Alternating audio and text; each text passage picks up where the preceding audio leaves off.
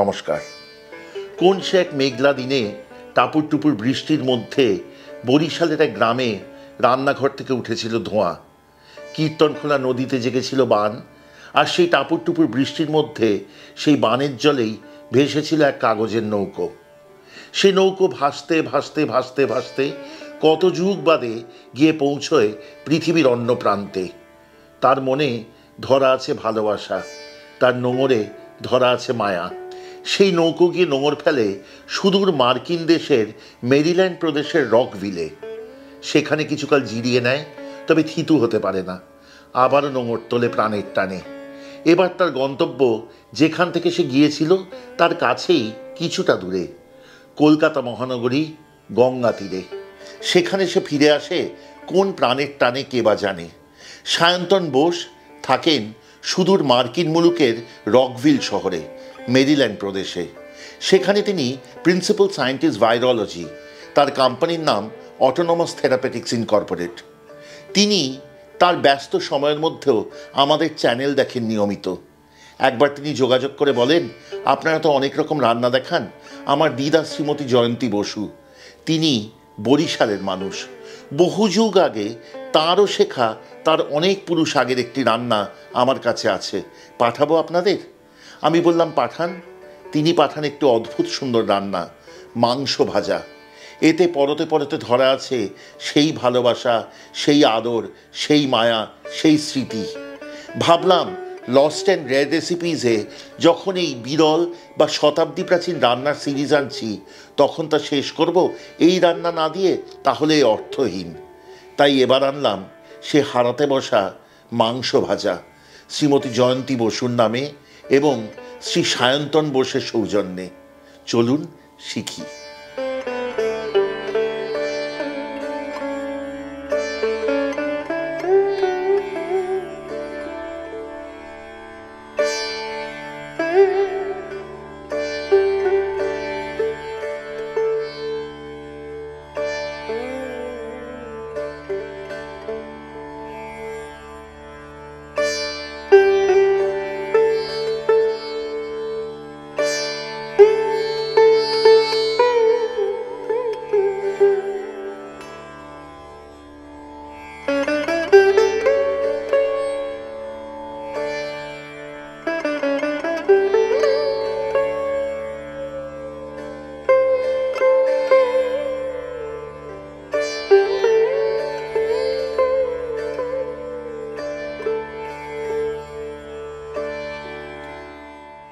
এই রান্নার শুরুতেই দর্শকদের বলবো যে তারা কিন্তু দুটি বিষয় প্রথমেই হোঁচট খেতে পারেন। তা হলো, প্রথমত, এই এত পুরনো রান্নায় প্রেসার কুকারের ব্যবহার কেন? তাদের উদ্দেশ্যে বলি, সত্যি পুরনো দিনে প্রেসার কুকারের ব্যবহার ছিল না, তা শুরু হয়েছে অনেক পরে, এবং তা জীবনকে সহজতর করে তুলেছে। তবে হ্যাঁ, পুরনো দিনে এই রান্না হতো ফুটিয়ে, সাধারণত হাঁড়ি বা ডেকচিতে চাপা দিয়ে। এখন আমরা প্রেসার কুকার ব্যবহার করব, যেহেতু আমরা এই যুগের উপযোগী করে তুলতে চাচ্ছি এই রান্নাগুলিকে। দ্বিতীয়ত, এই এত পুরনো রান্নায় টমেটোর ব্যবহার কী করে আসে? সত্যি কথা বলতে সে প্রশ্ন আমারও মনে জেগেছে। তবে তারপর ভেবেছি, অনেক পুরনো দিনে এই টমেটোর স্বাদ কাছাকাছি আনবার জন্য কিন্তু দই ব্যবহৃত হতো। পরে টমেটো যখন এসছে, তখন তা বাঙালির হেঁসেলে ঢুকেছে। তার নাম কি হয়েছে জানেন? বিলাতি বেগুন। যেই সময় বিলাতি বেগুনের প্রবেশ বাঙালির হেঁসেলে হয়ে গেছে, হয়তো শ্রী সায়ন্তন বসুর দিদা শ্রীমতী জয়ন্তী বসু সেই সময়ের কথা বলছেন। সায়ন্তন বোস আরও লিখছেন যে, জানেন, এই রান্নার কোনো সঠিক মাপ আমি আজ অবধি জানলাম না, ওই আন্দাজ মতো দিবি আর কি, এরকম লেখা। আমরা সে আন্দাজের ভর করে এগোবো ভালোবাসার পথে।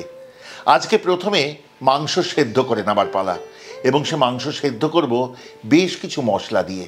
শুরু করি তাহলে। মাংস ভাজার জন্য মাংস কাটতে হবে ছোট টুকরো করে। আমি নিয়েছি 1 কেজি পরিমাণ। তার সাথে দেব 1 কাপ পরিমাণ পেঁয়াজ কুচি, 1 টেবিল চামচ আদা বাটা, 1 টেবিল চামচ পরিমাণ রসুন বাটা, 3টে তেজপাতা, 6-7টি লবঙ্গ, 5 থেকে 6টি ছোট এলাচ, 2 ইঞ্চি পরিমাণ দারচিনি, অল্প নুন এবং পরিমাণ মতো জল মাংস সেদ্ধ হবার জন্য।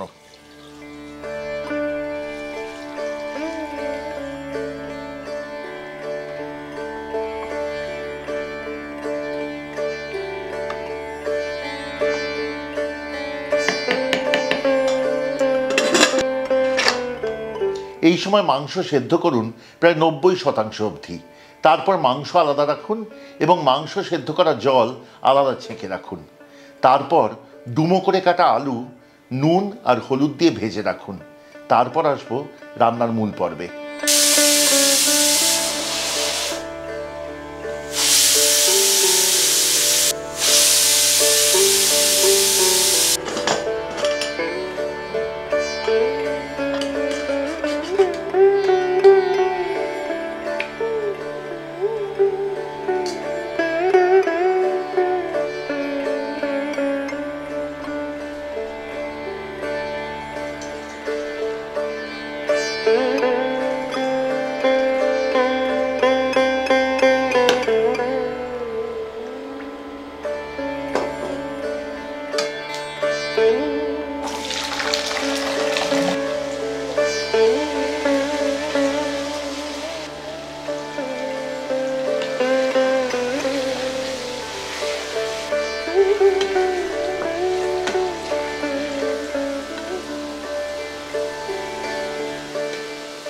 এবার কড়াইয়ে যে অবশিষ্ট তেল আছে তাতে ফোড়ন দিন গোটা 3 তেজপাতা ও 1 টেবিল চামচ পরিমাণ গোটা জিরে। ফোড়নের সুগন্ধ বেরোলে তাতে ঢেলে দিন খুব ছোট কুচি করা 1 বাটি পেঁয়াজ। কষাতে থাকুন ততক্ষণ যতক্ষণ না পেঁয়াজ স্বচ্ছ হয়ে আসে। যতক্ষণ পেঁয়াজ ভাজা হচ্ছে একটি বাটিতে গুলে নিন 1.5 চা চামচ পরিমাণ হলুদ, 2 চা চামচ পরিমাণ শুকনো লঙ্কার গুঁড়ো, 1 চা চামচ জিরে গুঁড়ো এবং 2.5 চা চামচ পরিমাণ ধনে গুঁড়ো। মনে রাখবেন ধনে গুঁড়ো বেশি পড়বে। জলে গুলে মশলা প্রস্তুত রাখুন।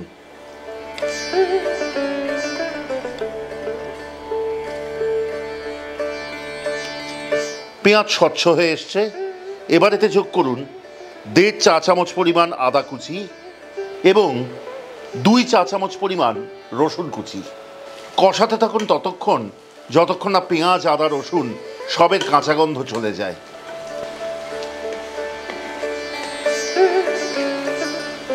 পেঁয়াজ আদা রসুন কষানো হয়ে গেছে।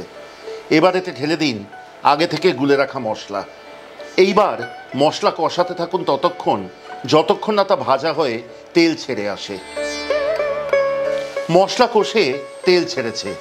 এবার এতে দিয়ে দিন সেই যে বলেছিলাম বিলাতি বেগুন, কুচি করা 3টি টমেটো। তার সাথে দিন অল্প করে মাংস সেদ্ধ করা জল ও স্বাদ অনুসারে নুন। এইবার টমেটো কষান ততক্ষণ যতক্ষণ না টমেটো পুরোপুরি গলে মিশে যায়। বহু রকমের মাংস আজ অবধি কিন্তু রান্না করেছি, তবে এ কথা বলতেই হয় যে এই রান্নাটি কিন্তু সত্যি স্বকীয়তার দাবি রাখে। কেমন লাগছে আজকের এই পর্ব, শেষ পর্ব বিরল ও অতি প্রাচীন রান্নার সিরিজে মাংস ভাজা? দয়া করে আমাদের জানান, কমেন্টে লিখে পাঠান। যদি ভালো লাগে শেয়ার করতে ভুলবেন না কিন্তু। আত্মীয় বন্ধুরা তারাও জানুক এইসব রান্নার কথা, তারাও তাদের রান্নাঘরে ফিরিয়ে আনুক এই ঐতিহ্য। এইটুকুই দাবি, আর কিছুই নয়। যদি ভালো লাগে সাবস্ক্রাইব করে সঙ্গে থাকবেন, খুব আনন্দ পাবো। এবং যদি মনে করেন আমাদের চ্যানেলের সব রান্নার নোটিফিকেশান প্রথম পৌঁছবে আপনার কাছে, তবে অবশ্যই বেল আইকনটি টিপে দিতে ভুলবেন না। আর হ্যাঁ, সায়ন্তনবাবু যেমন যোগাযোগ করেছিলেন, আপনাদেরকেও বলি আপনারাও আমাদের যোগাযোগ করুন। ফিরিয়ে আনুন আপনাদের পরিবারের হারানো মণিমুক্তার মতো রান্নাগুলি। ফিরিয়ে আনুন আমাদের কাছে আমাদের ঐতিহ্য। এর জন্য আমাদের ফোন নম্বর রাখা রইল 6291834357। আরেকবার বলি, কলকাতার নম্বর 6291834357। এই নম্বরে আমাদের হোয়াটসঅ্যাপ বা ফোনের মাধ্যমে যোগাযোগ করুন সোমবার থেকে শনিবার সকাল 11টা থেকে সন্ধ্যে 7টার মধ্যে। আর হ্যাঁ, যদি আমাদের থেকে খাবার অর্ডার করতে চান তাহলেও কিন্তু এই নম্বরেই যোগাযোগ করবেন। টমেটো এবং মশলা ভালো করে কষা হয়েছে। এবার এতে দিয়ে দিন একে একে বেশ কয়েকটি মাথাচেরা কাঁচা লঙ্কা, আগে থেকে ভেজে রাখা আলু ও আরও খানিকটা মাংস সেদ্ধ করে রাখা জল। এইবার রান্নাটি হতে দিন পরবর্তী মিনিট 5।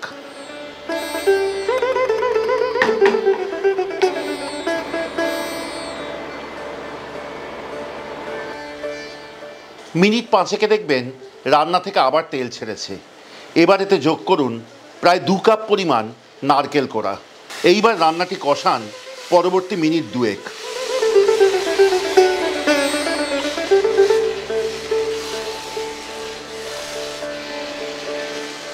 মিনিট 3 মাথায় এবার যোগ করুন আগে থেকে সেদ্ধ করে রাখা মাংস। ভালো করে মিশিয়ে নিন এবং এই রান্নায় শেষবারের মতো যোগ করুন 2টি উপকরণ, আরও খানিকটা মাংস সেদ্ধ করা জল এবং সাথে স্বাদ অনুযায়ী অল্প একটু চিনি। মনে রাখবেন রান্নাটির নাম মাংস ভাজা। এই রান্না কিন্তু বেশ শুকনো হবে, বড়জোর গা মাখা হতে পারে। সেই অবধি অপেক্ষা করুন এবং তারপরই প্রস্তুত হয়ে গেল এই রান্না।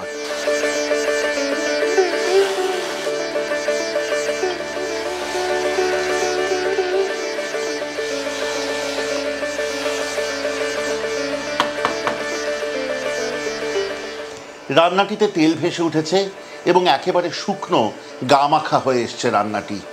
এই পর্যায়ে রান্নাটিকে দেখে মনে হয় সত্যি এ রান্নার নাম মাংস ভাজা সার্থক।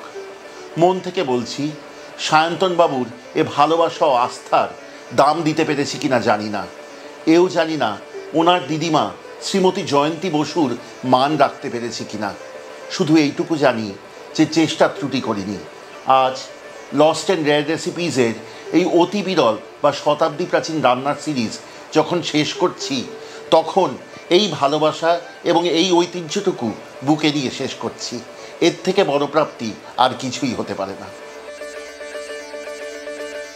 কাগজের নৌকোটি বরিশাল থেকে গিয়ে সুদূর মার্কিন মুলুক হয়ে ফিরে এসে তীরে ঠেকেছে আমাদের কলকাতায়।